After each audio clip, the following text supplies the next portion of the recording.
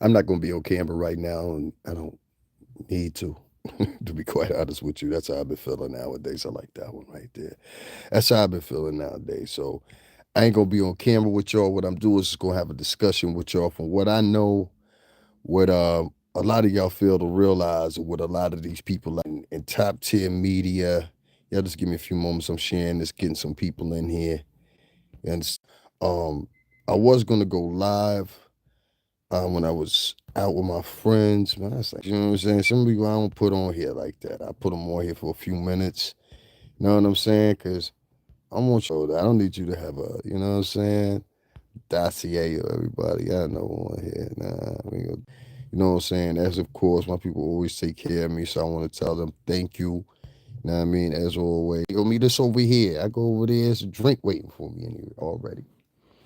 So anyway, speaking of drinks, a party, and the good time, word got back to me. They did motherfucking try to make a move on Rose. But hold up, this is the thing. Rose, yes, he got punched. But I want to emphasize on something. He was sucker punched for one. Number two was an opportunistic punch, meaning they knew there was niggas around that was going to break it up. You understand what I'm saying? It was an opportunistic moment. This was at a Rick Ross performance. It was an opportunistic moment because somebody was already rolling and filming. So they know that footage was worth gold. It was opportunist in the moment because the pure simple fact from the time that that man threw that punch, he knew that Rick Ross and his entourage, who he had with him, who was very limited, and I'm going to talk about that in a minute too, Rick, which was very limited for that area, knowing where you were going. It was very limited, the entourage. If you knew you was going to Canada, you don't go there with 5 niggas. You don't even go there with 6 niggas. It's at least at minimum, there's 20 motherfuckers on the plane. You got your own private jet. Let's get the fuck out of here, all right? It's parked right down there in Miami on the airport there. I don't want to hear that shit. You don't know the fucking you don't you listen. Even though you ain't got nothing to do with the beef, even though you ain't on like it ain't like you on the Not Like Us remix. Thank God you didn't do that with Rick Ross. They would have really fucked you up there. But even though, and I don't know why you didn't do it. At the same time, I'm saying that I don't know why you didn't do it. I don't know why you just don't jump on Not Like Us. I mean, your voice go with it. You understand what I'm saying? Sonically, it sounds good. I don't know why the fuck Rick Ross ain't never do. He used to do freestyles all the time. Rick Ross has stopped doing freestyle. I mean, collectively, a lot of artists did, but this guy, he was great at the freestyles, and nobody could take that away from Rick Ross. He was great at the freestyles, and he's even a better feature artist than he is a solo artist, in my opinion. You don't fly out to fucking Canada. You got your own private jet, so you ain't got to worry about paying for no seats or nothing like that or whatever. And you only got 5 motherfuckers with you. The plane alone seats 20, I think it was 28, between 28 and 34 or something like that. Maybe not comfortably, but they'll be on there. So at minimum, you take 20 guys and only staff that's needed. That's it. And of the 20 guys are there for physical altercation specifically and exclusively. You went up there from what I seen was when the dude said it on, let me recreate everything. And let me tell you guys also as well. If you like, you can just go into the description area and the link that I shared or in this video, and you can click that link, or you can go to the last video that I uploaded. And within the description box there, and also in the pinned comment in the comments, there's a link you can click and you can see the whole thing. It's about 4 minutes or something, the way I compiled it. It's about 4 minutes or something long. Go watch the video. There's a man that's evidently in the middle of the video. He looks like a UFC fighter, or because there's a UFC fighter that looks similar to him. And I don't know why nobody's called it out, but it looks very similar to him. And that's who I thought it was. I thought it was him, and he's out of Canada. I thought it was him, and I thought it was some of his entourage that actually ran up on Rick Ross. So that's what I'm thinking. Later on, reports may view something different, but I think that guy's a UFC fighter. I watch UFC all the fucking time, so I know the fighters and all that, from Silva to everybody else. I don't know a lot of the new guys, but I always know they build and they always got a certain stance with them. So, whoever that white guy was in the video, I'm gonna bring up a whole bunch of points. So y'all might want to stay with me. Whoever that white guy was in the video, that to me looked like he initiated the whole situation. And the way I mean that is, you calling Rick Ross a bitch and all this or whatever, whatever. Well, most motherfuckers already know. Look, I'm out of state. I'm out of town. Fuck that. I'm out of country. And we've heard stories like this shit all the time. ASAP Rocky had niggas that rolled up on. They even arrested ASAP for some shit. Who else? Snoop's had people roll up on him. He's told stories about it. 50 Cent and them have had people roll up on him or whatever. A lot of these foreign people, and even though Canada is not that foreign, but a lot of these foreign countries, they find it opportunistic in the moment to make a scene with some of these fucking rappers. They want to test you, and a lot of times to see if your lyrics are true or whatever. And this is what happened with motherfucking Rick Ross. Now, they probably already felt this way, and they always felt this way. The problem is these cocksuckers had an opportunistic moment. They saw Rick Ross was in an area where he could be touched. It was probably familiar with the area, being that they're from Canada.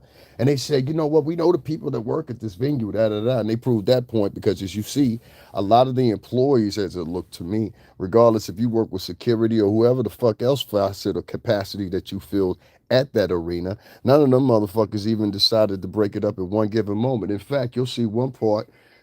What happens is, this white guy, whoever he is, and it's another white guy, and it appears to be a medium brown to light skinned black dude, which I'm gonna talk about him in a minute too.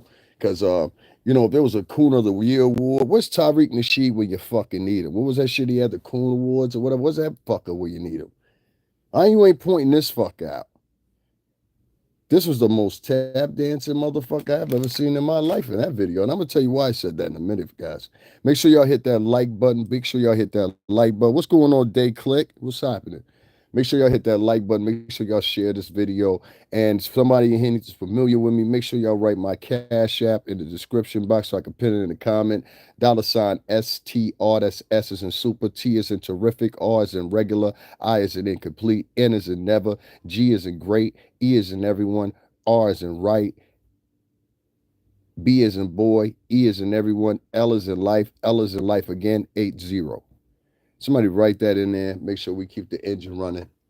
If you're not familiar with me, my name is Davin Lewis. I formerly worked at Bad Boy Entertainment for over 17 years, not 17 years ago, but for 17 years. I promoted countless artists from the marketing department, everybody from Puff himself all the way, and that's 3 albums with Puff, actually 4 albums with Puff.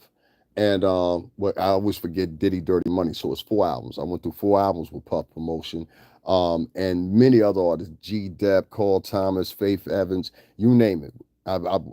We've done with all of them. How you doing? Please forgive me, but I don't know Rick Ross. The down sign string. Rick Ross is you probably do know Rick Ross, and you probably just don't recognize that you know him. But Rick Ross, thank you for writing my Cash App too. I appreciate it. Rick Ross is well known. Rick Ross started out as a correctional officer. I mean, that is what it is. I'm not gonna sit there and harbor from that. It's a video I got of y'all for y'all later on. But Rick Ross started out as correctional officer. Somehow or another, he took a transition and made himself into a rapper. Once he made himself into a rapper, he took off very quickly with his Port of Miami album that first came out of Miami. Shout out to everybody down in Miami. I lived in Miami. I got friends in Miami. I got fam in Miami. Miami's a beautiful place, but don't let them fucking palm trees fool you. You know what I'm saying? Don't let the palm trees fool you. And through that experience in the time period, I believe, and fluctuated with the name, and everybody get infatuated with the name. What happened was he took off very quickly and very broadly versus other artists that were around the same time period as him. Some of that had to do with his look. He took on with the beard, which everybody else emulated after that. A lot of it took off with just the and no disrespect to the original Rick Ross, because I've interviewed him and his nephew. Like I told y'all see this YouTube thing right now, but I did actual radio out in what's the name, out in Arizona for like 2.5, 3 years with OG Mac Drama. Shout out to 1020 Brick Squad, all them over there, Waka Flocka Flame, Deb Atney. Shout out to all the 1017 Brick Squad. They came in here and left little notes for me here and there. So shout out to them. And I'm gonna start uploading some of those episodes too on here so y'all can listen to them and y'all can hear me 5 years back, 7 years back, 8 years back, talking about stuff that was gonna come to fruition, and it happened. You understand what I'm saying? So make no mistake about it. Not only was I in there I mean, and I just wanted to do that refresh for everybody that's not familiar with Rick Ross or whatever. Rick Ross later on went out and he ended up creating his own record company, which is Maybach Music. It's a very interesting story that I saw not too long ago, and I didn't know when Rick Ross was first getting started. He actually was at dinner or somewhere like that, and I believe he was in Canada. This is the ironic part. He was in Canada at the time, and that part where you hear those girls say, I love this Maybach music when they say that or whatever. It was actually at a cafe or a dinner party or something like that he was at. And he just asked him and his producer at the time just asked all the girls just to say something in the camera because they liked their accents. These girls were on vacation. And so they all said something in the microphone or whatever, which he later recorded, and they kept that part right there. I love this Maybach music, and that's told from the girls themselves. The girl said later on she never knew that he would use it and would become that popular, and Rick Ross has compensated her since then for that usage of her voice. So that's admiring to know right there too. Back to the subject. Rick Ross, he exploded. He became big. When you become as big as he is, and now he's a tycoon to a sorts with all these wing stops that he owns outside of doing music, he owns a number of wing stop restaurants, especially in New York City area. Everybody knows them. Um, he's become a very influential billionaire, not millionaire, billionaire. And so when you have people that don't have money like Rick Ross, or people that can't even phantom or man, most people you could give them a Mazda, a F-150 truck, and they'll be happy. You understand what I'm saying? Most people you could give them a the stuff that I talk about and the lifestyle that I've lived, most people can't even phantom it. So if you've never been around the music industry or you've never been around multimillionaires, not talking about I did this from I was in my 20s into my 30s. So this is all I know. You understand what I'm saying? I know about vacationing. I know about staying at the W. I know about Maybachs and all that shit for people even talking about. I put up pictures, video. There's everything here on my page for you to view. You understand what I'm saying? The first time I was around a Bugatti was like in 2012. They didn't start talking about Bugattis until like fucking 2017. I have pictures inside and outside the Bugattis. Like that's the way I think. That's why I said you're getting judged and you're having measurements put against you. And that's no disrespect to anybody. People that are in a range of hourly $20 or $45 an hour. Even if you were at $75 to $150 an hour, you still wouldn't be able to afford that type of lifestyle. Even if you made $200,000, $300,000 a year, you would not be affording the leases and everything else would not acquire you enough money to be able to sustain that lifestyle. You understand what I'm saying? Even if you had it for 2 or 3 months, that'd be about the most you could do before you start sliding into debt, slowly but surely. So please make no mistake when people out here they say, "Oh, I make $100,000 a year." Okay, I know somebody makes 100. I know quite a few people make $100,000 a year. It's not a lot of money. And even if you move it to different states, it's not a lot of money. It's not a lot of money in Miami. It's not a lot of money in Texas. It's not a lot of money in New York. It's not a lot of money definitely in Connecticut. I would say anywhere for this area. You know what I mean? So we have people like that are trying to give their expertise, which is non-existent, about situations like this. So this is why I chose this subject to talk about, because I know the temperament of these stars. I know the things that they go up against, the constant touting of them. A lot of people taunt them all the time. Hey, I bet you won't do this. This is why you get that 15-second clip on your screens and you see people get mad, sometimes justifiably, sometimes not. Drake was mad this recently because a lot of people, when I put the video up, a lot of people were clowning him and playing Not Like Us at his performances. Now, do I think Drake sent these goons out? Possibility. Do I think these Drakes are, if these goons are familiar with Drake or affiliated with Drake? Quite possibly, because of the noise he makes in Canada. Your statement in Canada. Your statement that, like Dion and a few others that have come out of Canada, I think he's even a bigger impact now than Dion is. I mean, Dion, yeah, she has a notoriety. Notoriety in music doesn't translate into dollars. Notoriety in music translates when you're doing accolade shows, when you're doing award shows, when you're doing achievement of lifetime achievement awards. It transitions then and it can come and turn into record sales just out of nostalgia. You know, people like, hey, you know, I saw so and so on a, you know what I mean? I saw so and so on. Da, da, da. Hold on one second. Hold on one second, guys. Let me just do something. I saw so and so on the reward show and blah blah blah blah blah blah. You know, you get all these type of people, but the point is, it doesn't turn into a substantial amount of sales where it's something to brag about. That's what I'm talking about. Usually, you have your moments when it does, but usually not. So what happens is you'll have people that are out of Canada, Justin Bieber, Drake, Cardinal Official, trying to think who else, The Weeknd, and a couple of others, but those are the ones that sit the most clearest to my mind. Those guys right there, and those guys have done obsessional work to the point where they're now worldwide icons, and that's what Drake is. And Rick Ross, to some degree, is himself. Rick Ross is known in almost every country around the world. He's a household name, you know. And so, like the likes of him, Jay-Z, and everybody else, you're constantly under attack. The problem was, not only do I not think that Rick Ross phantomed any of this could happen, where a man and his entourage approach him, it's still kind of funny to me, and I still believe that people let them in that area. I do believe that. I believe that those men were let into that area. I do believe that Drake knew of this arena. I do believe, you know, there's a lot of stories about Drake, and this is why I tell y'all niggas all the time. I even say it about myself. I use myself as an example. Him small, but I'm big. You see it? Him small, but I'm big. You know, and so you have to always remember stuff like that. Just because somebody's physical size or just because of what you perceive, oh, that's a pretty nigga. He won't do nothing. There used to be a nigga in Harlem named Baby Lane, little skinny kid. At the time, I think Baby Lane was like 19 or 20. He was running the whole East Side. Anybody familiar? Ask Gene Dill, he'll tell you. I ain't gotta make that up. I didn't know him. That you know what I'm saying? But everybody in the East Side, they know him. You know what I'm saying? Ask Big Midwest about Baby Lane. See what he tell you. Since you think got stories. So I was just partying, motherfucker, what's the name? I was just partying in Harlem today. So anyway, long story short, right? The point was, hold on one second. I don't like hold on one second, y'all. I'm trying to see something. Oh, there you go.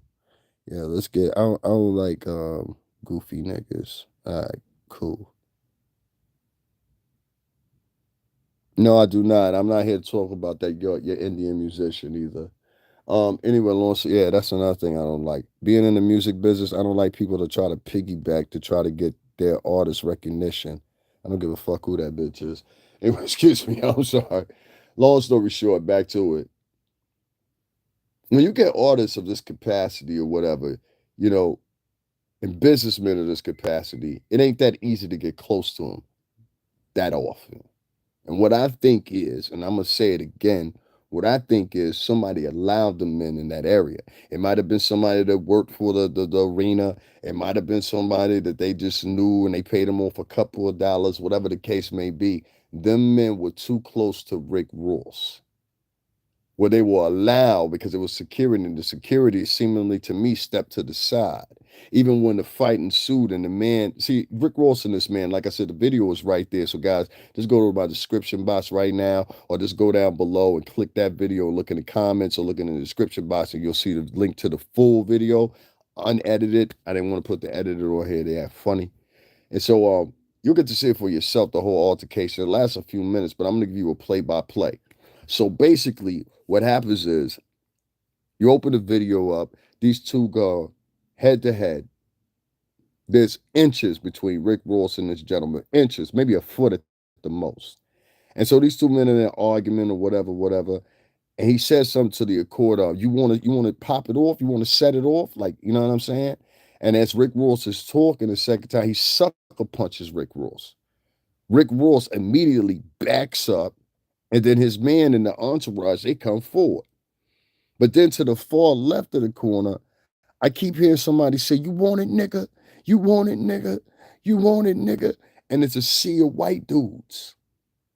But he's saying this to a black dude.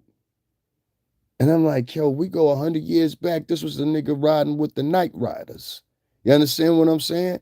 How many escaped when I was gone, Steven? Two. Ass motherfucker. This was the motherfucking the overseer on the movie Life with Martin Lawrence and fucking and Eddie Murphy. That's what this guy was. And he's swinging the hardest on or apparently three black men. Because let me tell you, after Rick Ross gets punched, he steps back.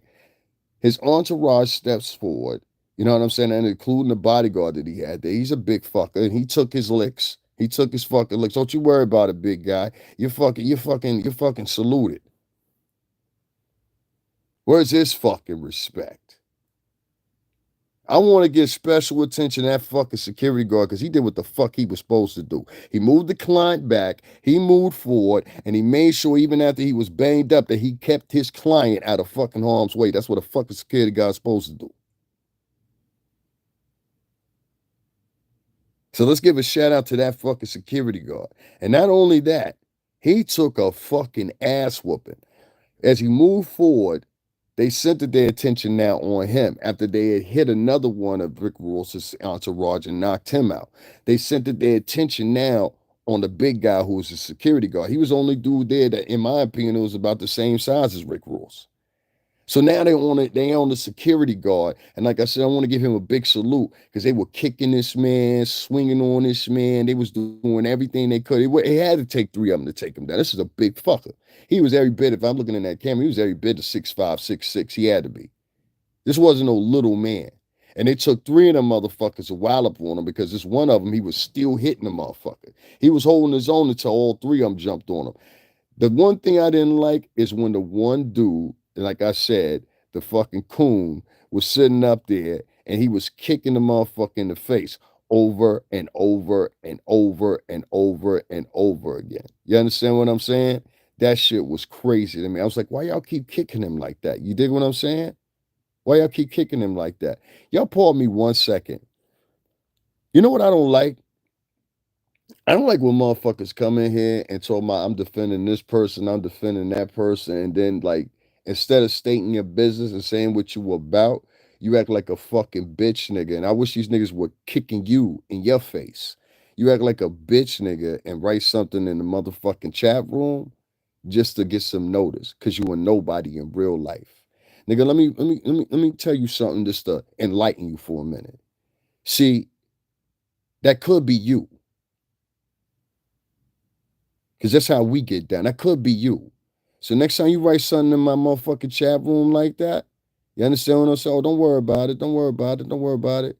He's a pedophile. Drake's a pedophile. Everybody's a pedophile now. You sound like a bitch. That's how bitches talk. Bitches repeat the words of other bitches. And when you a man and you repeat the words of other bitches, that makes you even more of a bitch. You understand, nigga? We ain't doing that. We ain't doing that. We ain't doing that. You ain't dropping no address. Hold on 1 second, y'all. This is the type of niggas that jump Rick Ross. Niggas like this. You understand what I'm saying? These are the type of niggas that jump Rick Ross because they can't do nothing by themselves. I want y'all to see the behavior of these sucker niggas so y'all know how to recognize them. You understand what I'm saying? Oh, don't worry, bro. I ain't got to worry about coming to get you. You ain't worth the time. But you see this like that sucker nigga came in and did that? That's how them sucker niggas came in on Rick Ross. Pay attention.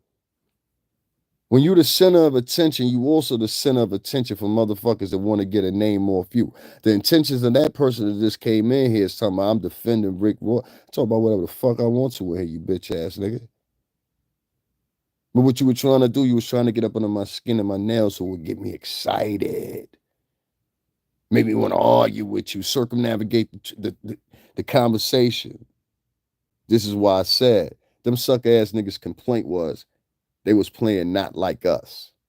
When they got to see this nigga go all across the country and they play not like us here in the United States, they play not like us. You understand what I'm saying? And he does nothing but sits there up on the fucking stage, Drake, he does, and fucking take it and embellish every fucking minute of it and make mockery and every fucking thing else. I'm a Drake fan, but my question is, you ain't trying to fight the crowd then, so why the fuck you setting it on Rick Ross? Rick Ross didn't write Not Like Us. Rick Ross said a whole bunch of other shit about you. Rick Ross inspired BBL Drizzy, which is your other L. You got to live in reality when you're a man. That's one of the things about reality. Sometimes you take a L. I took a L on here. You understand what I'm saying? The key is to fight back. But you can't be a bitch nigga and start sending niggas to motherfucking concert venues and shit like that or whatever. We don't do things like that no more. And I know who you got that from, Texas. We all know who you got that from in Texas. You're not him. And that's the problem. You've been spending about 10 years, Drake, here acting like you was him. We still follow that tradition and that grandeur. We don't do this right here, and we especially don't do it on camera. This is things we, all right. You guys are making. Let me tell all you artists something, all right? Because I'm from that quote old guard, so I know what the fuck I'm talking about. The only difference is we're students of the old guard. You understand? Which many of you are, but Drake in particular is one. And that fella in Texas taught you that move. You didn't know that move before then, and you can't be doing that, not anymore. It's loud. It's not good for him. It's not good for him. And it's not good for any of the rest of us. So, Al, please turn your head.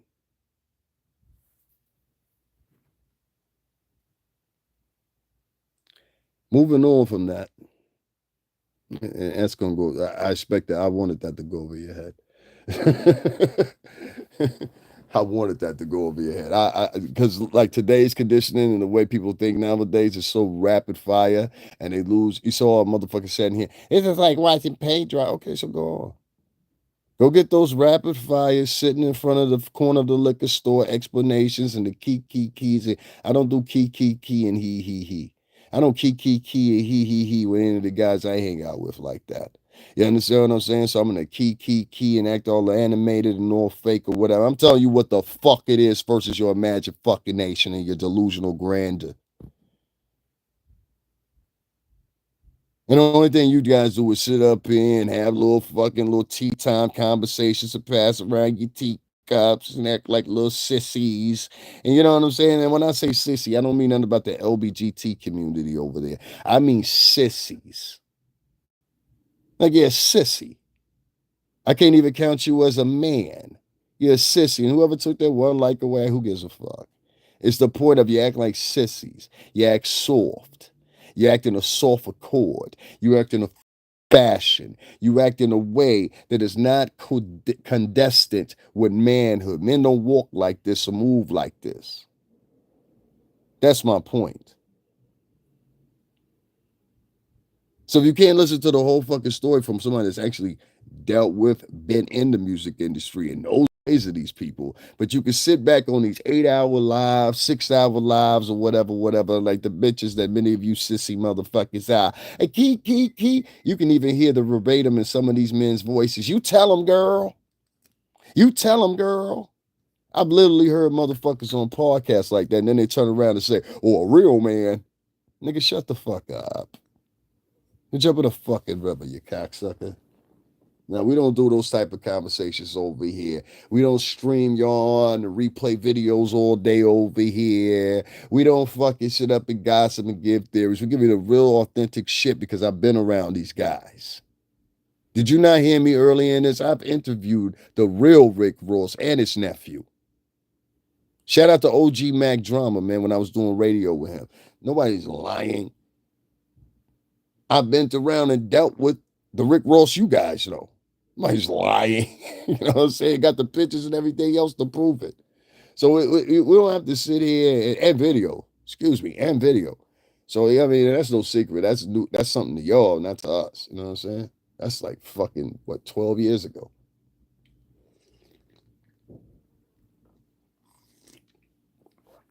The kid that was out there in that fight kept repeatedly screaming, nigga this, nigga that, nigga this, nigga that to Rick Ross. And the way that these guys, especially these certain motherfuckers that And I got to say this too, because somebody else said it. Some of you trusted veteran podcasters and vloggers here on YouTube are now getting caught up with the kiddie game and now lying in your fucking titles, lying in your fucking information, picking sides that you think the kids will pick with because your niece or your nephew told you, go with that one right there, auntie, go with that one right there, they gonna like that right there. Y'all ought to be a fucking shame of yourself, you fucking followers. Don't you dare sit up here to motherfuckers anymore and pretend that you the shit. And we ain't got to fight about it. I'm just telling you about yourself. You understand what I'm saying? Because I know some of you motherfuckers, I am going to have to go to distance with you and blow your fucking brains out. So I'm trying not to take it there. I know how you are. You know how I am. That's fair. That's fair. But my point is this. You can't be out here. You can't be out here and on one token trying to give directions on what the youth should be doing or whatever the case may be, but you letting the youth lead you. That's not how the way things go. The kids don't lead you. You're supposed to lead the kids. Right now, collectively, you motherfucker. That's why I'm glad LL Cool J just came back. I'm glad that he had Rick Ross on that track. I'm glad that Fat Joe was on that track. Many motherfuckers don't even know that's not the Fat Joe's first time being with LL Cool J. You better go back and watch the Who Shot You video, the remix of that one. Joe had one of the most fire verses of his career on that album. Shout to the BX, man. Shout to the Bronx. Some of you veteran artists need to talk to LL and ask, how did you do it? Well, he did it because he had good beats. Even if his fucking whistling, even if his fucking lyrics sounded a little dated, which they didn't. LL's lyrics never said. You have to have that ferocity. You have to have that energy in these albums. I'm watching Ghostface Killer drop a new albums. I'm watching Nas drop a new series. It was crazy. I'm watching Raekwon drop shit this crazy. I'm watching all these veteran artists put out shit this crazy. But at the same time, it's not a contingency of these artists. If y'all motherfuckers that are older artists want to get back in the fray, then listen, attention, all artists performing, all veteran artists especially, you motherfuckers got to make something like LL made. A Saturday Night Special joint, y'all got to make something like that with him, Rick Ross, and that's the caliber. That's the tier. If you're not making something like that, go sit in the corner and shut the fuck up. But the point is, the same thing goes for podcasters. If you ain't making something in that elk right there, get the fuck offline. You motherfuckers out here following kids now. Oh, well, the kids are like this. Fuck with the kids. Like, I get on here all the time. Listen, I take hits for donations and everything else for what the shit I say. Then you fast forward 2 weeks later and they talking about the shit I said 2 weeks prior. Do I ever get credit for it? Anything like that? Nah. And I know it's impossible for these motherfuckers to know that re-spew my words because they never been in the music industry. They're guessing or they regurgitate somebody else's words. For some reason or another, y'all motherfuckers in the prosperity and the ferocity of your attitudes decided somewhere or another, we're going to reward liars, bigots, and troublemakers, and niggas as this common shit starters because it reminds us of mama in a lot of cases. You know what I'm saying? Remind me of mama. You know what I'm saying? In a lot of cases. Remind me of mama in a lot of cases. You know what I'm saying? Reminds them of their mama in a lot of cases because she always had chaos and trouble going around in her house. I'm trying to tell you, a lot of these motherfuckers are this extensions of their early rearing. They grew up in houses where a chick was yelling and screaming all the time. She handled conflict by lashing out at people. Da, da, da, da. So now you have a whole system network of these once upon a time ass motherfucking, otherwise, if I want to call them, of all different ethnicities, sissies. The men specifically, sissies that sit up there and they ain't even doing their due diligence and looking and seeing what the story is about. They running this story talking about Rick Ross got jumped. Rick Ross didn't get jumped. Rick Ross security got fucked up. Rick Ross only got punched one time. I hear you, old gal. But you a woman. I said the men.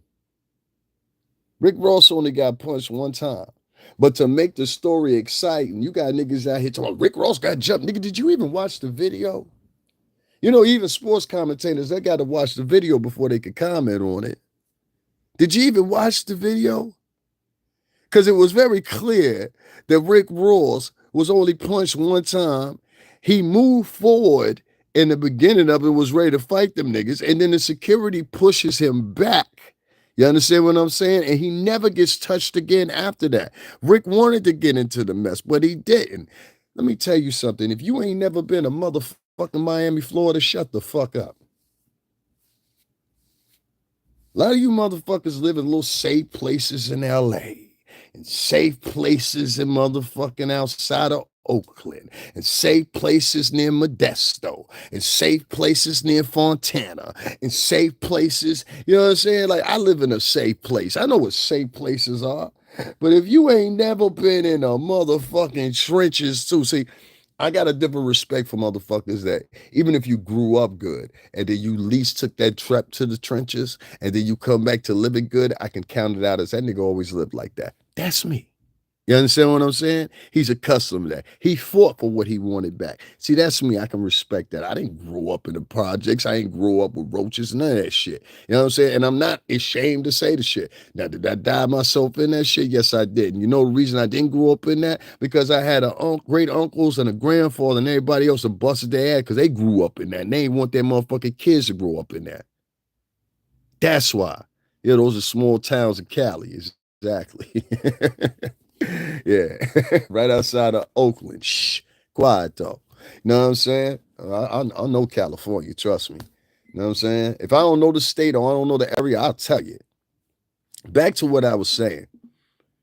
You have these men like this that have never been out of their area, never been in any city locales, and really moved around in the city, flexed around the city, have entourage in the city, have friends in the cities, or nothing like that. And they giving their expert opinion from where? A small town called nothing. Nobody give a fuck about your opinion. If you don't live in any major city right now, why would I give a fuck about your opinion about what's going on in this area, this direct area? Nobody gives a fuck about your opinion. And that's why I don't like motherfuckers that get online, and especially these veteran podcasters or whatever, and reaping the benefits for selling shock value. And you know what you're doing. You motherfuckers come from this industry. You know a lot of the shit that we did that was fucked up as far as advertising or whatever. It's a lot of the reason they don't wait till they figure that shit out. A lot of the reason why shit is the way it is right now is for the neglect and the shit we put out back then. Let me tell you something. That statement I just made right there, I'm not going to repeat it. That's the real one you got to figure out. That's why I tell you, you motherfuckers think y'all caught up and y'all think y'all so woke or whatever.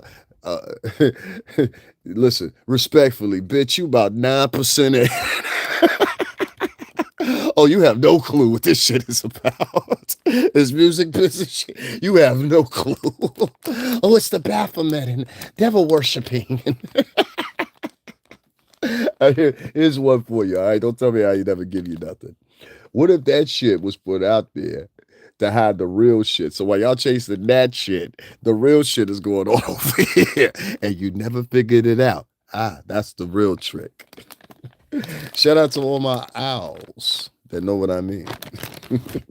I gave them one. They're never gonna figure it out. So why the fuck do y'all care? So don't come after me. They'll never figure that out. Trust me. I've been spending 5 years here on the internet trying to secretly tell them they still didn't figure it out. I've literally gave them the keys in their fucking hand and said, here, run with it. And they're like, no, don't donate to that guy. Let's get him off the internet. I'm like, you stupid motherfuckers. I'm giving you everything that you will want for free. And the people that listen to me that are formerly of the music industry or been around the music industry, you know that I am. Some of y'all even like, well, why are you giving them that for free? Because they'll never figure it out. And by the time they do figure it out, it'll be too fucking late. So who gives a shit? At least they can't say nobody ever gave it to me. And by the time wait till they really figure out that I was giving them shit for free. That's when they're gonna be, oh shit, we fucked up. This nigga was giving us the G. You know what I'm saying? They'll never figure it out though. Because most of these niggas, they live in satire and key. Ladies, that's why you ain't got no real men. They all over there giggling with y'all. Figure that one out. That's why y'all ain't got no real men no more, ladies. They all over there keying and giggling with you. How's it feel? Does it feel good? Does it feel good? You enjoying it? Key. Hey, girl. You know what I'm saying? I don't know you. We don't give shout outs on birthdays over here. Fuck you.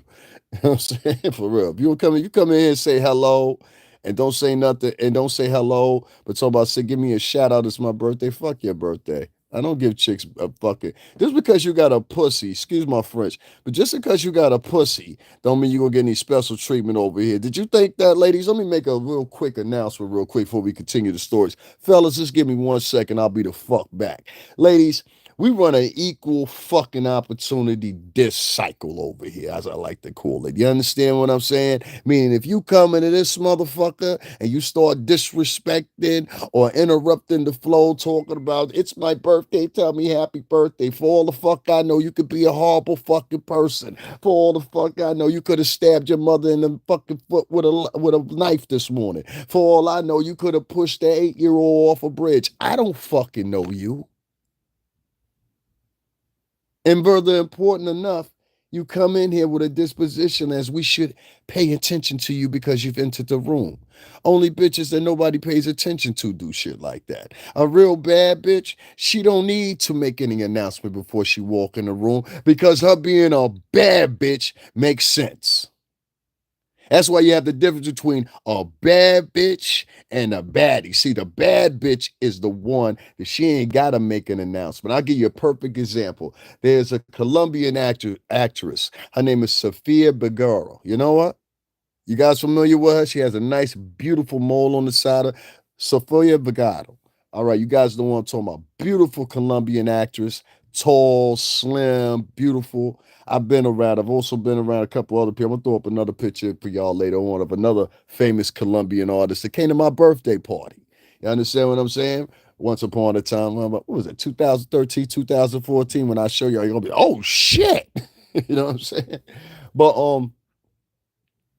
that is a woman, Sofia Vergara. She could walk into a room and she ain't got to make no announcement because she's a bad chick. You too, sweetie, because she's a bad chick. I'm going to continue with this, but I just want to make an announcement here.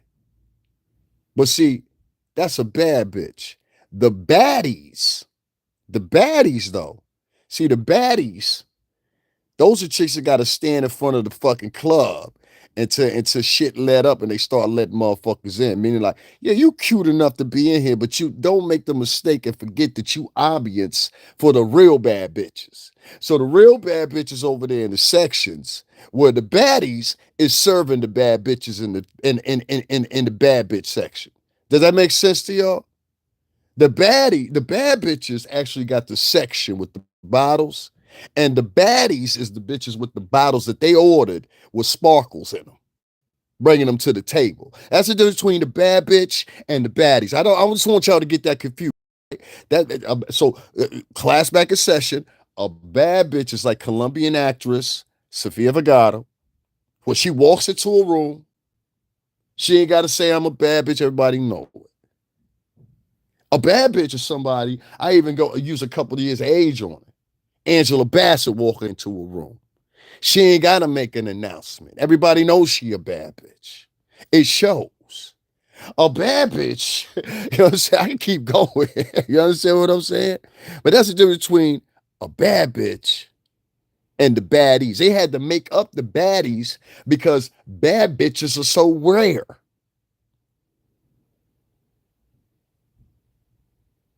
Now I'm gonna get back to the story. Don't come in this motherfucker just because you a woman thinking you commandeer some fucking attention. No, we don't run that type of shop over here.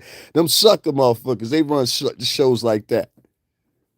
I gotta talk nice to y'all. Y'all ain't gonna donate. If you don't want to donate to a regular guy that's really talking, then fuck you. I don't give a fuck about you.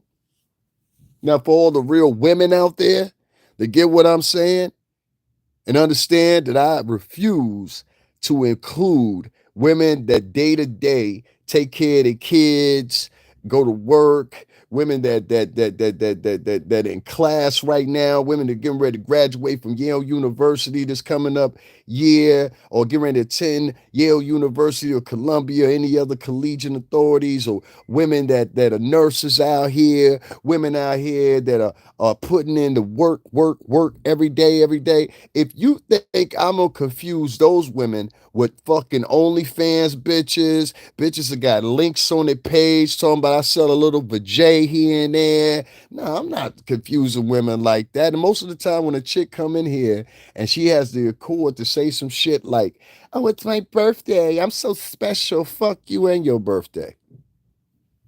Don't interrupt my show and tell me it's your birthday.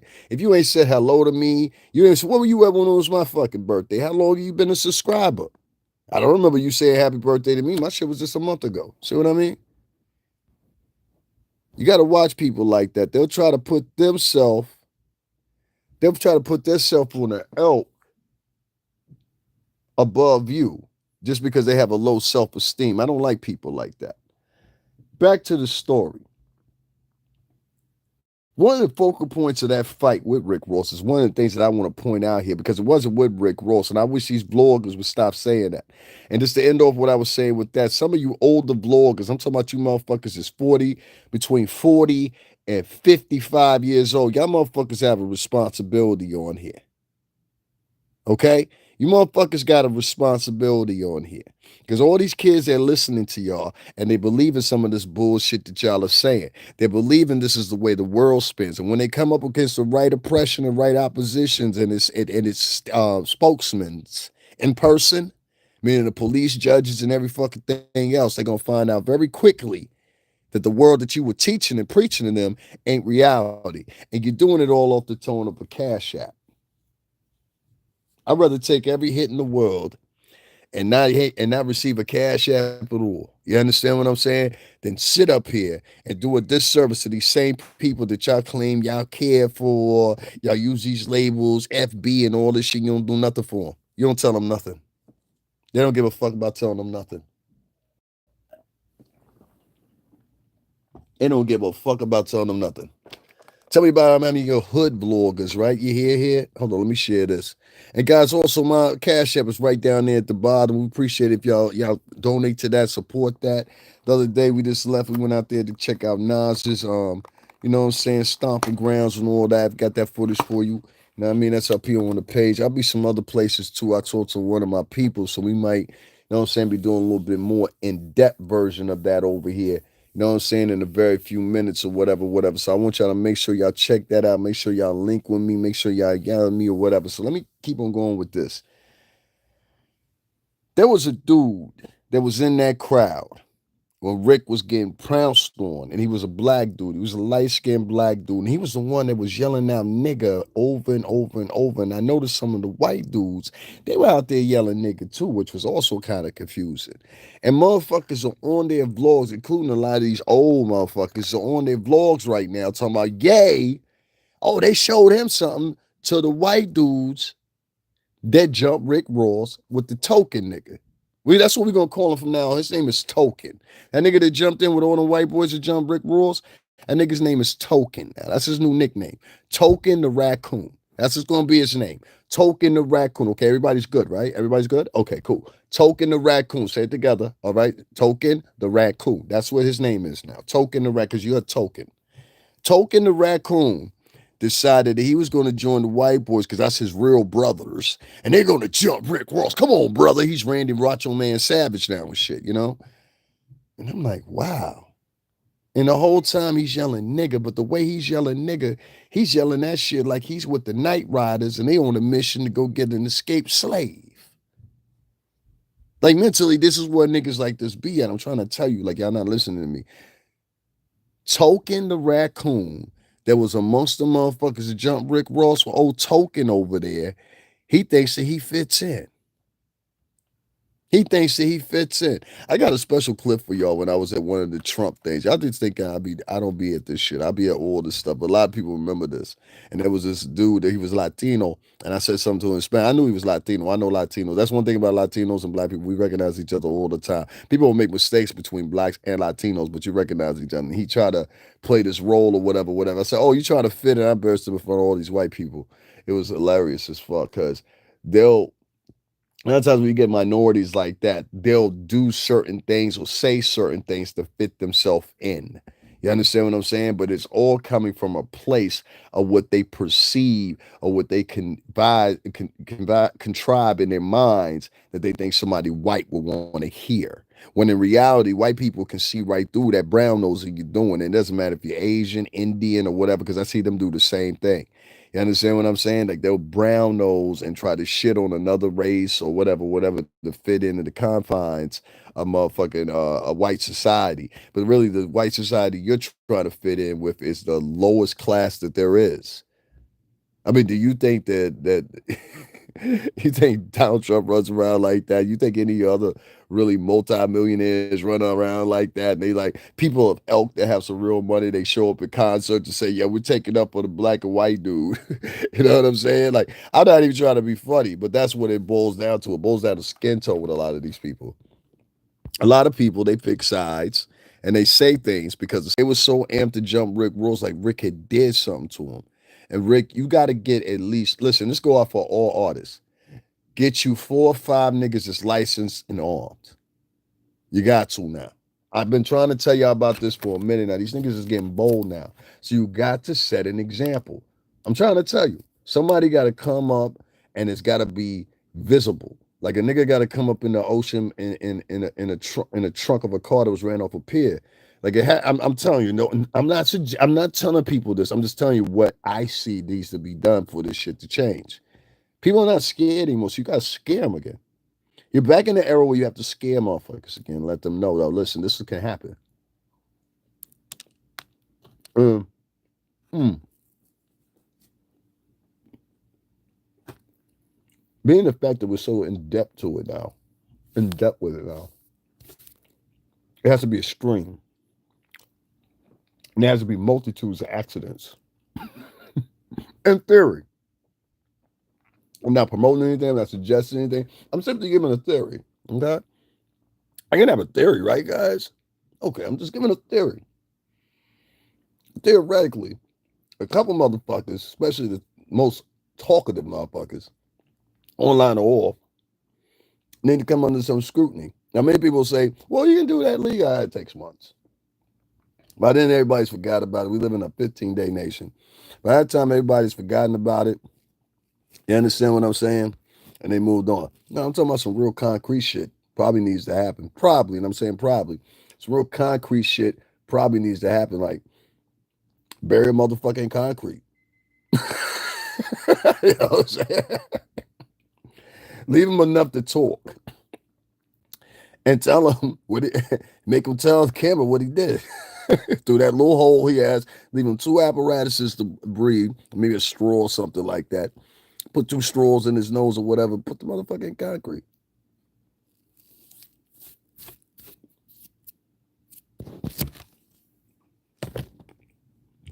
You gotta do shit like that to get people to understand. You just can't go around doing shit that you want to. Now, at first, I told you motherfuckers, and I'm telling people in the record industry and around, this is a warning. So, for everybody that's listening to artists, see, the younger artists, they know what I'm talking about. The older artists, they're gonna be, no, I can't do that. It'll cost me $1 million in lawyers. No. Well, go sit your grandpa ass down then, bitch.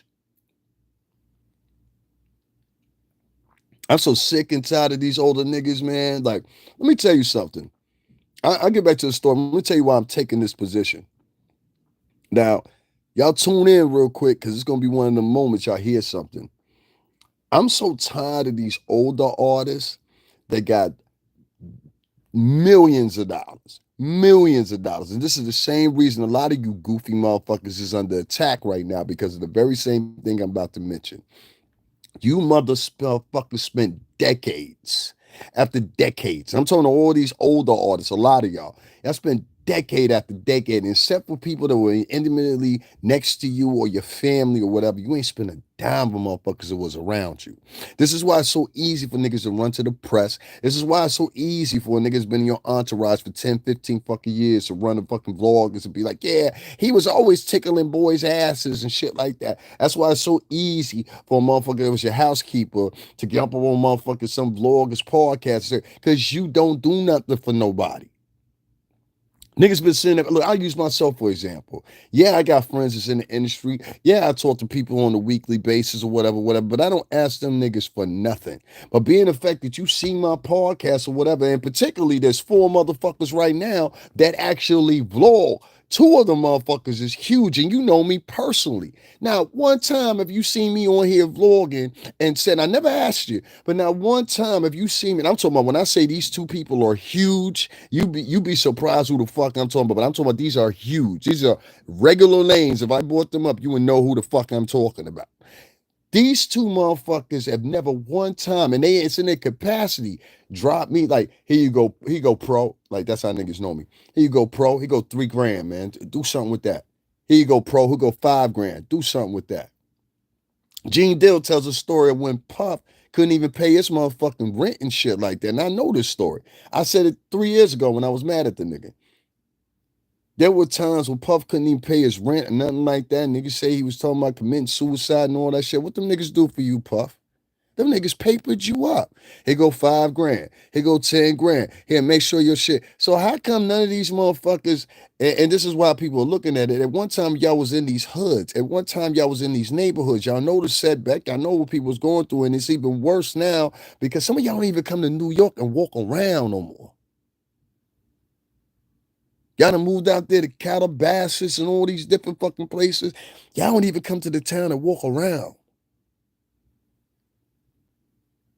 And it's nothing to put on a hoodie and some sunglasses or whatever and walk around in some drop down clothes or whatever. I do it all the time. I don't give people their carrots. I don't have nothing. And just walk around town, get a breathe, a feeling of what's happening in New York City. And you'll understand why people are making the moves that they're making. You'll understand why you're now content in a different degree other than music. You'll understand why people have focus on you on their vlogs and everything else like that. Because the only thing they do is see you extravaganzing your money and being an extravaganza with your money, doing crazy shit all the time, or what propels them to think crazy shit. And whether that's smacking a bitch up and kicking her, or whether it's whether it's smacking up a bitch and kicking her for the world to see, whether it's you videotape coming to the door with a towel around you, improvising, yo, we gonna do this. Shout out to Harvey Weinstein. Whether it's Jeffrey Epstein that got the assistant that goes get little girls, you know what I'm saying? Whatever the chord it is that the fucking world puts you out there, whatever the case may be, if you're one of these artists and you're now complaining, talking about, oh, please come defend me, da da da. Nigga, please look back at yourself and say, what did I do to defend these people when they were hard at all? Like I say all the time, one of my regional reasons for being on here, because I had to be fair about the shit. Like when I originally got on here, whatever, whatever, it was pre into the pandemic when I was fucked up. Like I could have used the fam's help or whatever, but plus people had never seen me in that environment before, seen me in that situation. They couldn't believe it. It's like, oh, that nigga be all right. That nigga always do that. I was like, nah, man, it's a lot more going on this time. You know what I mean? And for the most part, I was. But nobody came to my defense. It was like, yo, here go 3, 4, 5 grand or whatever, especially if I was a guy. Now, if I was a chick, this is the difference too. A lot of these hip hop artists, they have a fixation with the women. And that's a problem with a lot of the men, because you don't see this in other cultures where the men are so fixated on exclusively helping women because it makes them internally feel like a man. Because in many situations, these men have never been in situations where they've been able to operate or act like men multiple facilities, but right now I'm just using black and Latin. A lot of these guys don't grow up with dads, so that's why they have these interpolations of what a man is and pushed in their mind or whatever, whatever. That's why they always make statements like this. Well, a man, or how the fuck do you know? Your dad was never fucking around. Shut the fuck up. Your dad didn't even come pick you up on a fucking weekend. You TV ass watching motherfucker nigga. You got all your tenets of being a man from watching TV. Shut the fuck up.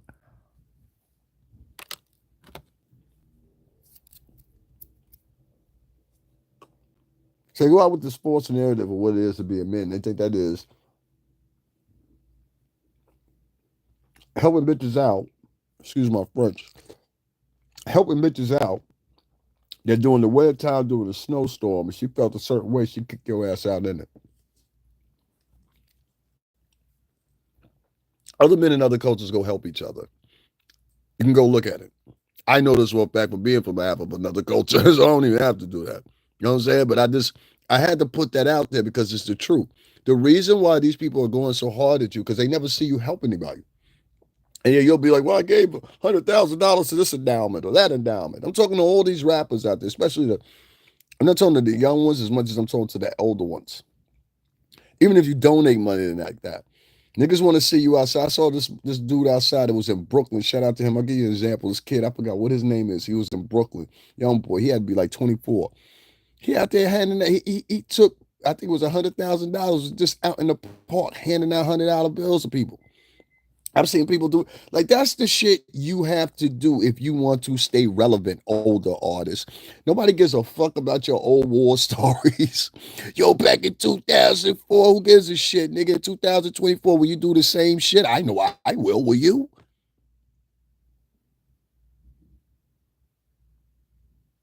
Oh, I got this memory of what happened in 2009. Yo, here's the real story of what happened in 2000. Nobody gives a shit. And as we move further and further away from those decades, people are going to give less in the shit. There's some Gen Zer gives a fuck about what you did in 2009 when they were born in that year.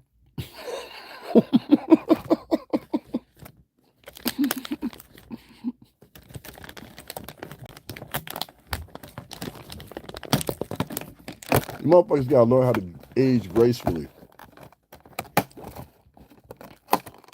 That's how you stay in touch with the youth. That's why you always see me and I always got young boys. It's not that you're trying to be like them. You just have to stay in the tone of them. This is why LL Cool J's always gotten it. And a couple other artists. They always gotten that one. And I think we listened to the same person who said it. You know what I'm saying? Which I'm not going to say his name because then that'll open up another conversation. But I'll just say that man likes to do yoga a lot. That's all I'll say. That man likes to do yoga a lot. On some wise words with him. Let me share this, guys. Make sure y'all hit up the Cash App, $ STRINGERBELL80. Please be aware that I do not interact with commenters, people commenting unless you have donated or show some support. The reason behind that is because pure simply, we take you on a lot of trips here. We make a lot of moves. We don't usually do lives like this or whatever. And I'm gonna continue on with the Rick Ross conversation in a minute. Oh, shout out to the old gal for that $20 donation. I appreciate that, Ma. If you're still here, thank you very much. Moving on, y'all make sure y'all donate too. The link is pinned right there, ironically enough, right under her name, the old gal. Make sure y'all support that $ STRINGERBELL80. I don't expect too many African Americans to support me. Like, so don't get mad. Don't think I'm mad at y'all African Americans. I know a lot of y'all are cheap. I know a lot of y'all are sexist because most of the donators are what's the name? A lot of them are misandrous. They don't like men at all. And if they do deal with men, they only deal with men exclusively in the LBGT community. So it's cool. I'm not mad at Black American women for that. I'm not mad at you being a misandrist. I'm not mad at you being only solely a supporter of other Black women and LBGT men. That's your exclusiveness as far as your donation pot goes. That's more than fine enough. All right, ladies, we understand your position. You have to be very sensitive to the African American female population. A lot of them, unbeknownst to themselves, are misandrous and lesbians. Moving on. I figured that shit out. Y'all get that in about 3 years. Trust me on that one. That one right there will show itself. I ain't even got to do no talking. That one right there that I just said is going to show itself. You know what I'm saying? Because it's showing itself now. I got to do a whole show on that one. But shout out to all the misandrists, all the gossipers, all the lesbians that are in here. Shout out to them, especially the lesbians. But anyway, back to the fight. This coon tap dancing motherfucking nigga that was in that video, I ain't like him. He sat there the whole time, was like, yeah, nigga, was the most ferocious with everything, was the most violent with everything, wanted to run up on Rick Ross the most, and was doing the hardest of beating. He was the motherfucker that was kicking that black security guard like that black security guard just ran from the fucking plantation, and this was 100 years ago. Get him, boys. Yeah, get that nigger. You know, that's how I felt. And so as I'm sitting there and watching this video, whatever the case may be, I'm just admiring the fact that the white boys he's with too is screaming nigger. There was probably like 5 or 6 white boys with him and this one black dude in the video. You know what I'm saying? It is what it is. And hold on one second. Malika Wiley, listen, I could care less what you do with your money. I even be furthermore. Bitches for the past 5 years have always come in here and said that same exact statement that you just wrote, Malika. Your mouth just talked you out of your money. No, my balls just kept my affiliation with my motherfucking nuts. Cause bitch, if I say one thing in here and you think you gonna navigate this motherfucking podcast, you out your motherfucking mind. So you can keep that. You can keep that little $5 or $10 you was probably getting ready to donate. Cause any bitch named Malika ain't holding on to no bread like that. I don't even fuck with no bitch's name. Matter of fact, why the fuck am I talking to you anyway, bitch? Bye.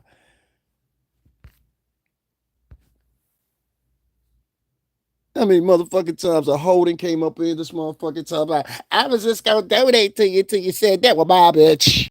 Bye, bitch. Bye. I'll help you out. Getting no fuck about that shit.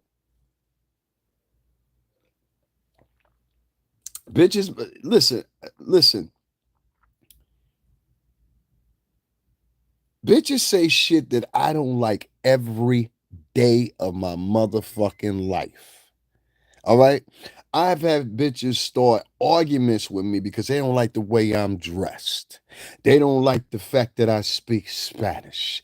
They don't like the fact that I speak French. They don't like the way that I'm just well, a pretty ass nigga. So when I come outside, I ain't got no problems with the bitches. You understand what I'm saying? But a lot of bitches just hate you because of that. A lot of bitches hate you because hold on, y'all wait, because they ugly. God damn, that hurt, didn't it? A lot of bitches hate you because they ugly.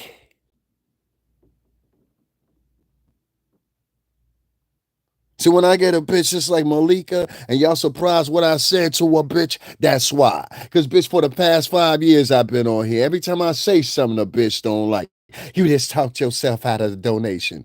Bitch, you been here for weeks. I just saw when you motherfucker. That's why I was looking. That's why I keep trying to tell you. She was one of the people I seen in YouTube studio. I can see when she subscribed. That bitch had been here for 2 months. Now you want to donate? What you gonna donate? $5, $10? Bitch, keep that shit. I got a subscriber on here named TMH Global, whatever the fuck they are. I don't know. They be in here and out of here. But shout out to them, goddamn. TMH Global motherfucker donate anything from $75 to $150. I keep trying to tell y'all it was a collective effort of 2 motherfucking LBGT vloggers that made this area for me. And a culmination, I also want to say, of YouTube themselves. Them motherfuckers did that too. But bitches came in here to me, I was going to donate to you until you said that. You bitches are misandrous.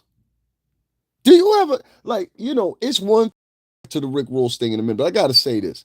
A lot of you bitches are misandrous and motherfucking lesbians in reality, and just won't admit it yet. If you get on your podcast day after day, okay, tell me if I'm wrong here, right? I want everybody to tune in here. This is the one that if you write something in the chat room, I'm gonna respond to it. And also make sure you go down below and donate to my Cash App, $STRINGERBELL80. And the reason I say that is, unlike these other vloggers, I don't do lives like this. I'm trying to prove this to y'all. Y'all still like, I ain't donating to him. He gonna do what I tell him to do. Bitch, I'm half Cuban. I know what the fuck communism is. You're not gonna have me in some form of stoic communism. You out of your fucking mind. I kill every last one of you bitches one by one before that shit happened. You out your motherfucking mind. I'll show up at y'all slit every bitch think like that. For real. Fuck out of here. And proudly walk to the motherfucking gas chamber. Y'all remember me in prayer. I point right to the camera. Y'all remember me in prayer and never let them forget me. You take you fucking crazy. I'll show you crazy, bitch. I'll show you fucking crazy. Any fucking way. These stoic bitches come on your channel and all throughout YouTube. And what they do is they sit around all day long and they talk about how they hate men.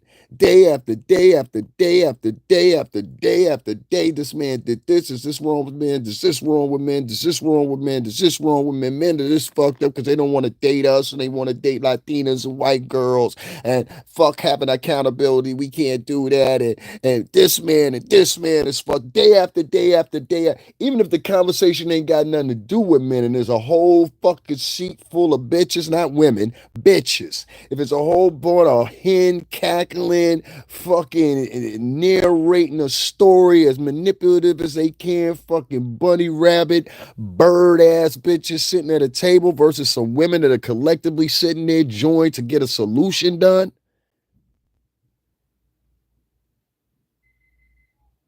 Nobody gives a fuck. This past 5 years has only been the only time that we actually give a fuck what a group of whores got to say.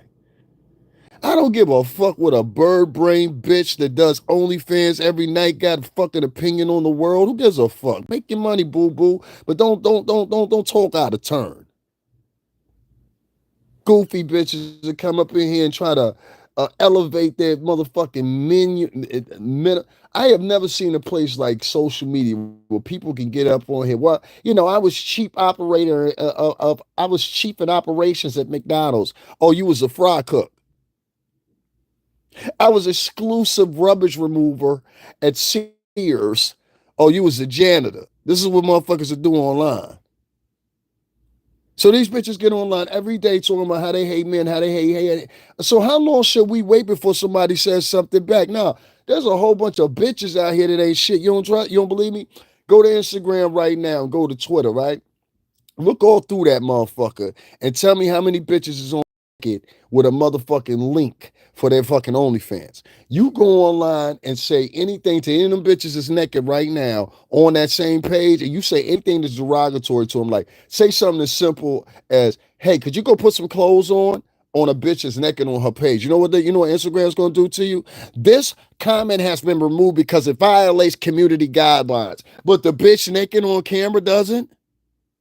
The bitch naked that my 5-year-old, 10-year-old can view just by going to the wrong shit. And then even then you'll blame me. Well, you should have had the children caps on.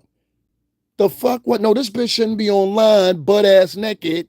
If she want to be butt naked, tell her go set up her own fucking website. Go set up your own motherfucking website, you nasty bitch. And I go for any of you nasty bitches that's online. All you nasty bitches, black, white, Latin, whatever. Y'all make it selling pussy a regular. There ain't a hoe online talking about motherfucking you bitches got to get off OnlyFans. You girls can find some other alternatives. Ladies, let me bring you into some new training. Ladies, let me teach you how to do stocks. Ladies, let me do this, that. All this woman empowerment shit, right? But all you bitches do is get online and talk about men, you bunch of lonely ass hoes. And the ones I see talking the most about men is ugly bitches. Ugly bitches always got something smart to say. Ugly bitches always in somebody's business. Ugly bitches are the main ones that spend hours on fucking social media. Ugly bitches are the ones that try to find the right angle so it's always chest above. You never see nothing but chest below. You want to find a true ugly bitch? Look for them bitches that got a shitload of makeup, the lighting right, and motherfucker, like, come on, man. Come on, man. That's why I cussed that bitch out. That's why I want to let the motherfucking audience know. If you are misandrous and you don't like men, I hate men, or whatever the case may be, if you a fucking undercover lesbian like many of you bitches are, you understand what I'm saying? I'm not talking about like you do something like, girls do things like that. Normal people do shit like that. Like, I ain't judging you if you went to a gay bar, you kissed another bitch or something. I don't care about that shit. I like bitches too. You know what I'm saying? You know what I'm saying? But the point is, you know what I'm saying? I'm not judging you for that. And I don't judge anybody for anything they do. This is a no judgment zone for the most part. That's why I always making it what's the word? Announcement that even when I say about sometimes like, okay, this LBG blog or whatever, I'm very specific. Well, people want me to blanket the statement. It's almost like they want to force you into blanking in the statement and be like, no, you mean everybody. No, I don't mean everybody. No, I mean, those two motherfuckers, they just happen to be attached to that. I'm talking about them two motherfuckers. But a lot of women, they can't do that. They come in and they think it's supposed to be this blanketed thing where, okay, you're going to spend your whole podcast kissing women's asses. And if you don't kiss women's asses, you don't say everything nice about women, we're not going to donate to you anymore. That's the same shit y'all seen that bitch do. That's what all them bitches that King Payne brought to my page did. Same exact tactic. And they run that same exact tactic with other men online. Make no fucking sense. And now it's gotten to the point where the women and the motherfucking LGBTQ men, not all of them, but a partition of them, will work together to take down heterosexual men. Y'all better be aware of this shit. It's a whole bunch of these niggas working behind the scenes. A lot of these niggas be smile, especially the ones that come smile at you. Be like, hi, how you doing? Believe me, they there because they piggybacking off of you. Your numbers is up or whatever. Very few of these motherfucking YouTubers are sincere. Like they'll still fuck with you or whatever, whatever. Like the dumbass boy over there, the King Payne nigga. The nigga so slow, he ain't even see. Yo, nigga, not only am I giving you a chance to, make things right, I'm also still speaking well of you along the way. You understand what I'm saying? He didn't even get that. No, he got it. He just don't give a fuck. You know what I'm saying? That's the type of nigga that nigga is. That time will come. You understand what I'm saying? I'm not worried about that. That time will come. You know what I'm saying? Trace, believe me on that. We ain't got no choice but to make that happen, nigga, because you think I'm pussy. You understand what I'm saying? So, now you changed the mode, man, where you could have did something different. So that's the problem I have with a lot of them LGBTQ men, too. Like, instead, like a bitch know when to fold up. A real woman, an actual woman, she know when to fold up most of the time. Be like, all right, you won this one. You know what I'm saying? Even if she say you didn't win. Them LGBTQ men over there, oh, some of them, not all of them. Some of them motherfuckers, they fearless until some motherfucker fearful happen. Now you ain't fearless no more. Yeah, motherfucker always fearless until something happens to him. Well, I know a whole bunch of fearless niggas. I know fearless niggas all my life. Fearless. Some of them sincere. Some of them just like, you know what I'm saying? Until something happened to them, they understand. So I had shit happen to me. And I also been a nigga that done shit to people. So, you know what I'm saying? I understand the danger when a nigga say, and you just laughing it off. Like a nigga say, yo, I'm coming to kill you, nigga. I'm not laughing and giggling, nigga. The fuck you mean? Ha, ha, ha. Making proclamations online. He's not gonna do anything. How the fuck you know? You don't know that, man. And what is this one of them times when niggas is sincere? Nigga, because the nigga don't draw a gun and let you see it don't mean the nigga ain't got the hammer on you. Like, you know what I'm saying? He'd be wildin'. You know what I'm saying? But anyway, let me move on. I'm just saying, my proclamation on this channel is, ladies, you don't want to donate, don't donate. My proclamation on this channel is, ladies, if you're a misandrist, this is not the place for you. My proclamation on this channel is, and I'm gonna stick by this. It's mighty funny that the what is it here? The CDC Statistica and three other websites that I've checked have the data to prove that there are more women, and I'm gonna say this one more time, there are more women that identify with that LGBT community shit than it is men. And particularly when you do the numbers with black women and Latin women, seemingly black women and Latin women are, even though white women are the highest involved in the LGBTQ community over there, black women and Latin women are increasingly the fastest rising populations within that LGBTQ community. So much to effect that it was noted in the past 10 years it's almost tripled. So in other words, the women that's out there calling men gay every 5 minutes or whatever, frequently have a pussy in their mouth. God damn, David said that. Oh shit, let's move on. So back to this Rick Ross shit, right? Yeah, y'all ain't welcome over here. You keep your $5 or your $10 or all that shit or whatever. Don't come over here with that same statement. I was gonna donate to you until you said that. Nah, bitch, I was a way for you to get out of ever donating and think that I was gonna pay you special attention. Please donate. Bitch, take that whole shit, stick it up your ass, you fucking cunt. Give a fuck. Don't nobody give a fuck. Hey, yo, here begging niggas, man. I said what the fuck I said. I don't have but a few selective African Americans that donate to this channel. It is a handful of them. You would think there would be more with the thousands and thousands and thousands of views. The first thing they will go to is they always have an excuse for something. Many of y'all are familiar with this. They always have an excuse for some shit. It is always an excuse. But you will see these same people that offered you an excuse, and I've caught them probably 110 times. You will always be wary of people that'll make statements like this. I would donate to you, but, but. Then you go to somebody else's page, as a blog or whatever, that they like a little bit more, and I've caught these people in there. One person tried to keep a lie going with me for a month until I was smart enough, I compiled the fucking video together and I posted it up. And niggas was like, and they went at them, and then they was like, they not only unsubscribed, they blocked me. I'm trying to tell you, a lot of these African American and Latino motherfucking subscribers and vloggers be lying. That's why I got up here and talk about this Rick Ross shit, because niggas is trying to make it look like Rick Ross got mollywopped out there. That ain't what happened. Rick Ross's motherfucking security guard and one of his mans got laid out so bad. And I want to say this about that motherfucking, what did we call him, y'all? We called him some Token. What we call him? Token the what? Token the raccoon. Token the raccoon, which is the only black dude I see in that video, is actually trying to set it on Rick Ross. The rest of everybody else was white dudes. You know what I'm saying? Which it also looked like to me that the security was involved in it too. You know what I'm saying? Now, I don't know if there was an argument with security, some distraction with security, and that might have been a whole security team. But I'm saying those security guards, they look like UFC fighters. Even the stance in which they were punching was UFC. When I saw that white dude punch him or whatever, said that's a trained punch. Because you heard it, you heard that in it. But it must have didn't bother Rick Ross. Rick Ross a big man. It didn't bother him. He didn't drop off the punch or nothing. But niggas is out here, Rick Ross got jumped by Drake fans. He didn't get jumped. The security got fucked up. His mans and them took the whip for Rick. You need to give every last one of them niggas about $50,000 when you get home. Every last one of them niggas was on the ground, especially that big nigga. That nigga need to have 200,000 in his disposal tomorrow, and pay for all his motherfucking hospital bills. That's all. Take care of him.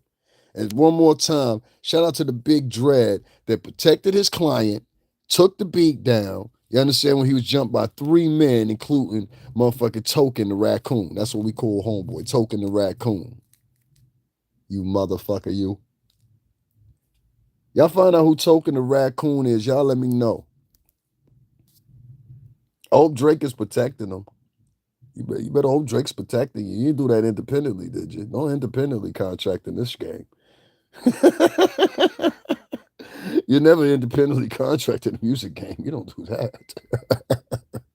Not to the proportion you were trying to do. No, it doesn't work that way, kid. That worked that way. Even if Drake, even if you didn't have nothing to do with it or whatever, the most you get out of Drake as a response is, very secretive at home and view with nobody but friends and family. Thanks, guys. The world will never know about it. And the more time that Drake doesn't acknowledge it, the less it means for you. It's just a video at that time. And then pretty soon they figure that out. I'll be like, oh, a bunch of stupid fucks. And then they'll move on to another story, you see. But my focus here is on Token the raccoon over there that did the most, including smacking on that dude at the end of the video. I don't know if y'all seen my video. If y'all haven't seen the video, just go to my description box. I cut it up, edited it the way I wanted it to. I put it up there. All you gotta do is click that link. I couldn't post it here because of all the shit that be going on here on YouTube. They definitely would have flagged it because it's very violent. So y'all make sure y'all go see my version of the video, like I said. And also, only thing you have to do if you don't want to do that is just hop off here. There's a video down below. It's the last video I uploaded. And you can just click that link either in the comment section or the description box or whatever. Go check that out. So we actually do work over here. We do editing, we travel, we move around. Niggas talking about, why do you deserve, motherfucker? No, why does the nigga that you donate to every night deserve donation? That sits in his room and gossips about motherfuckers he's never met before. That's what's be getting me. They be donating to liars and shit like that. I be like, God damn, at least donate to niggas that's honest. You know what I'm saying? Know what they talking about. So guys, make sure y'all hit up that Cash App, $STRINGERBELL80. African Americans that this logged off or whatever. I appreciate y'all for logging off. Please make space for all the people of other ethnicities that are not cheap, that are not condescending, that don't like to sit around and hear key and he all motherfucking day. And if you're asking me as an audience member or somebody that's coming in here, why I keep saying things like that about African Americans, let me tell you about African Americans, how much they give a fuck about you. The other day, I went to one of the biggest rap artists in the game. There's only three named all the time: Biggie, Jay Z, and Nas. You can put that in nostalgia era or current era, it doesn't matter. And when I was out there that particular day, it was about 90 degrees outside, literally. Plus, you add in the subway and all that or whatever, whatever. It's actually about 15 to 20 degrees higher than that. It's the type of heat that it's not like a Miami heat. Miami heat still got moisture to it. This is the type of heat that's more similar to Arizona and Vegas. It'll suffocate you.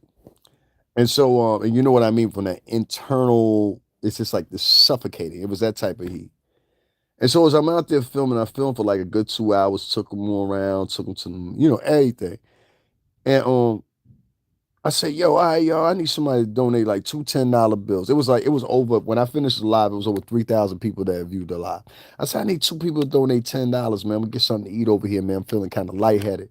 I said, I also need like $5 so I get something to drink. So what would that have been? That would have been $25, right? It costs to eat, costs to catch the train. I paid for all that out of my money. Do you know when one African American donate $5 for me to get something to drink? They wanted something to happen to me. They wanted to listen to me. They wanted something to happen to me. Those people, they don't like me. Now, most of them, they don't like me. They don't like me for one reason or another. Some of them don't like me because my facial features look different than them. Some of them don't like me because I speak Spanish. Some of them don't like me, whatever. But trust me when I tell you, it was that day last week that I found out, I said, those people don't like me. Mm-mm. And I noted that. I've had other interactions with African Americans on here where I've had the same similar experience or whatever. They're very jealous hearted people. And that's what fluctuated and what happened with that Rick Ross situation. Two people that were jealous of him. That fucking motherfucker that kept on pouncing on his security guard, that little skinny black dude. I'm gonna call him motherfucking Rocket the coon. That coon motherfucker, there's thousands of them like him. Most of them are here on YouTube. And they don't like you pointing them out. Trust me, don't point them out. The minute you point these tap dancing shoe motherfuckers out, you'll find out. But it was that day that I went over there, and that's why I said no more trips. I could have took them to so much nice shit this summer. I'm not doing it no more. That was my last go with that. I said, if I take these motherfuckers over and see the people that they donate to, they have a extension on donating to people that talk like, the more that you talk that, like what I saw that dude that jumped on Rick Ross is something that sits for a fear. And I'm gonna get up off of here now too. Which is this, because I don't have no more else to talk about it. Like these niggas are gonna sit here online, they're gonna celebrate the fact that Rick Ross got jumped on or whatever, whatever. This is a very self-destructive culture, so I gotta watch myself. And I give other bloggers to get their take on it or whatever. But one thing I know about and I see, and I will not negate from when it comes to the hatred these motherfuckers have amongst each other was pitted, and that motherfucker that kept on yelling, come on, nigga, come on, nigga. And I've heard that voice before, that voice I've heard inside other motherfuckers from different decades in movies. This fuse, this hatred that they have. You know what I'm saying? That's why I tell niggas all the time, don't call me your brother. And this is why I tell you before, when I said before what happened when I went over there with the Nas thing, I said, don't call me your brother. Don't come in here and call me your brother. When the other day when I was at the Nas thing, you didn't make sure that your brother ate or had something to drink and it was 9 degrees outside. So you have to put yourself, that happens to you, put yourself in the mentality of this.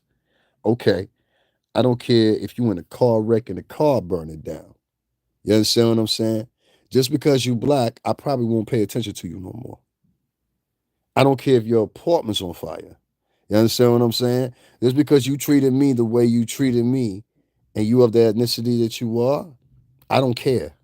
You understand what I'm saying? And what you have to do is you have to build a mentality like that. This is the mentality to build now, that you don't care.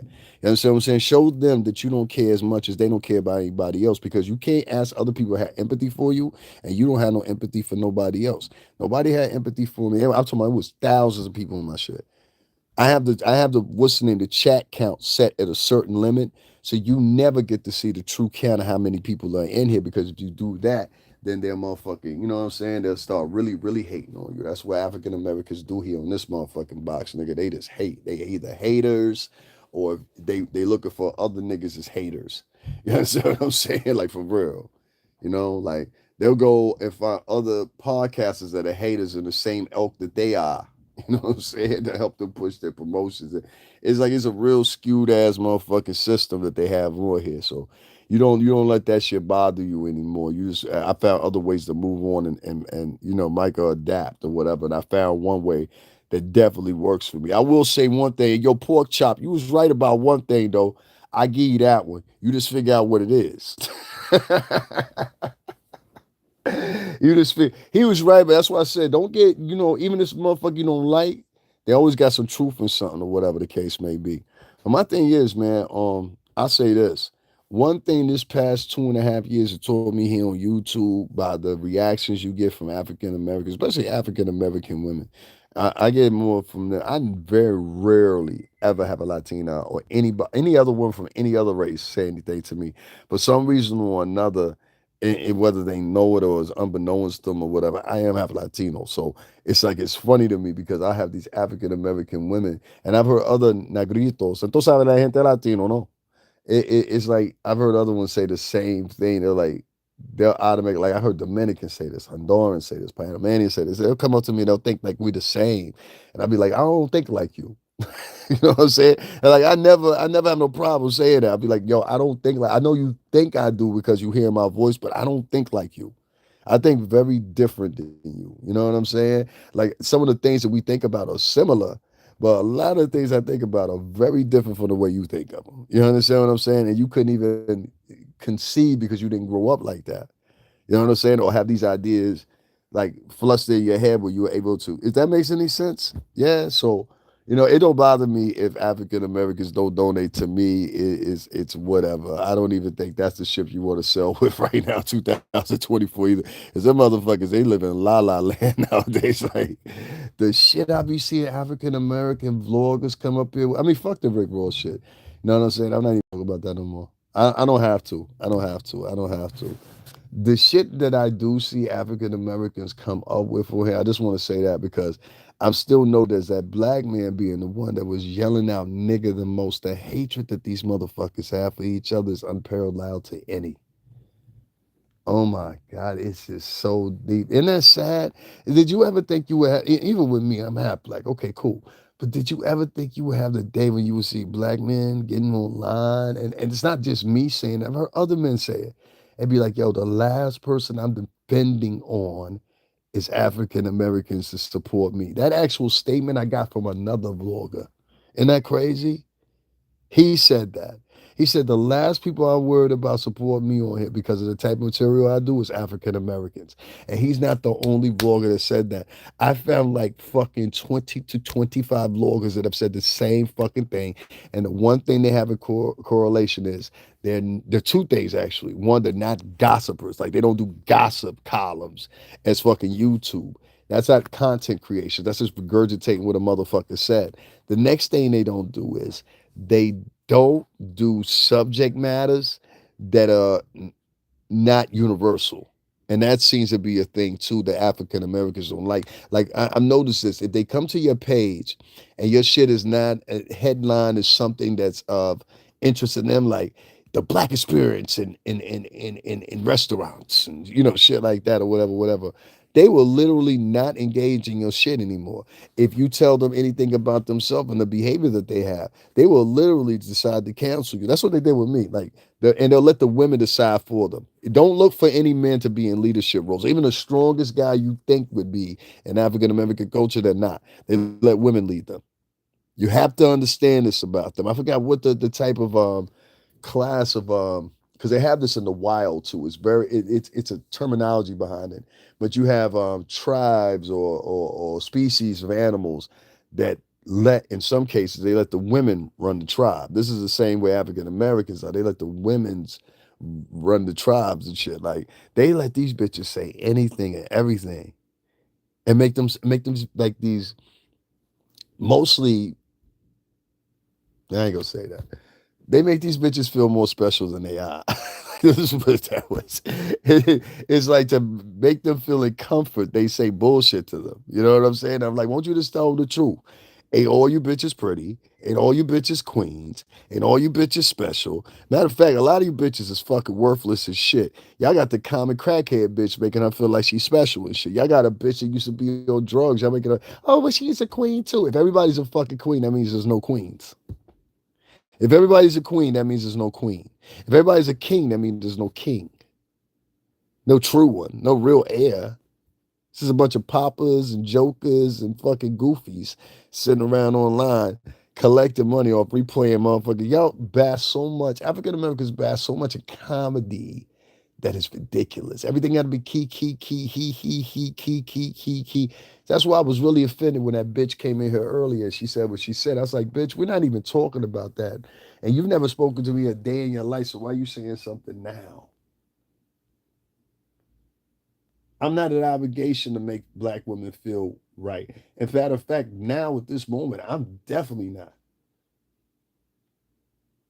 These hoes saw me hungry and thirsty the other day and didn't even want to offer up 10 motherfucking measly bucks. And I done went through motherfucking 2.5 hours getting to where I was going.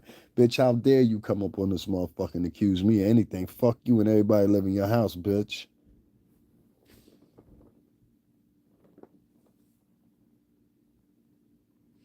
I'm not looking anymore, and I will repeat it, for an African American to donate to me. Y'all motherfuckers want somebody to beg y'all. Nah. If I'm gonna beg somebody, I just partner with the white man and won't have to do no begging. And that's just what I did.